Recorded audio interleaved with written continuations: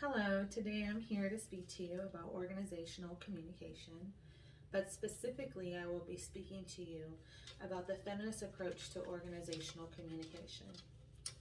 I had the opportunity of picking 4 peer reviewed articles that caught my eye. After hours of searching, and let me tell you, it wasn't easy, I found 4 that I felt were similar just to keep me on track because I have a tendency to read into things far too much.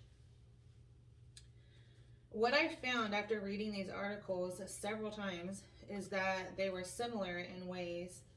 They were very similar in ways, but they were also not similar in a lot of ways. But I can tell you that they all had the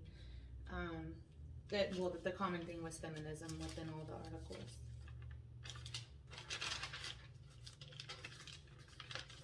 Article 1, Why Gender Indifference Matter, a Critical Approach of Industrial Relation Research, was the first article that I read. There were many barriers within this article that women of color face. One barrier being gender. The second barrier being class. And the third barrier being the color of their skin. Tackling all these at once, will seem like a huge uphill battle. So I believe within this one right here, tackling this one at a time, starting with gender would be best, and then there we could go to class and then race. It's unfortunate that women of color have several different barriers that they have to get through. It's actually very sad. But I do believe, starting one at a time, starting with gender, that and I think we've made a lot of advances with gender as opposed to when it back in the 50s. Let's just say back in the 50s, which was not long ago. I mean, we're talking 60 years ago. We've come a long ways. I think we will begin to see things change if we start one at a time. Article 2, Viewing Organization Through a Feminist Lens, the discursive and material creations of individual and organizational identities. This article, is about a woman who analyzes how men behave in organizational communication. And what I feel this article needs is, what I feel that they need within this organizational communication is balance. They need a woman to balance out the man. Men get dirty. They talk dirty. They get in these chat rooms. They say whatever they want. They have no moderator. They have nobody to bring them down. And I feel that a woman, if you have women in there to balance it out, that won't so much happen. With Article 3, Globalization and Comparative Labor Law, Women Workers in Australia and Ireland.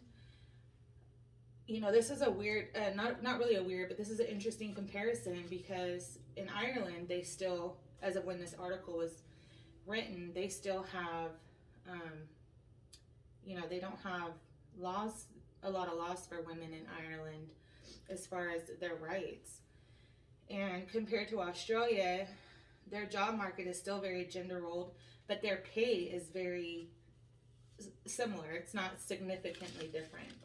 Whereas in Ireland, a woman's rights is really just to be at home. I know things have changed probably from when this article was written, but as of when this article was written, women have, they were still, a lot of them are still at-home moms, and they don't have the same rights as men in Ireland. Article 4, to me, was my most favorite, and it was Harsh Choices, Chinese Women, Paid Work, and Unpaid Care Responsibilities Under Work Reform. What I found so interesting about this is that women in China are expected to take care of their husbands' elderly parents. That's really kind of what they marry for over there. Men marry a woman that will take care of their elderly parents. And actually, it's punishable by law over there neglect the elderly parents. So women are in an uphill battle over there. I mean, especially too when they have children and their socioeconomic class also.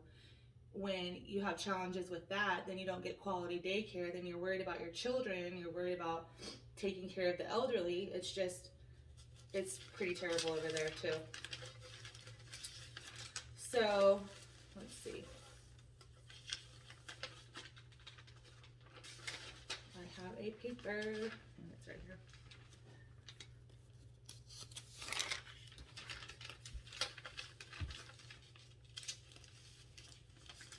I feel like we could analyze this. We could go over it, and we can go over it again and again and again. And the feminist approach is really about having balance, I believe. And what I've learned in the feminism and organizational communication is a very broad subject, but I feel that we need to tackle it starting with, one task at a time. Thank you.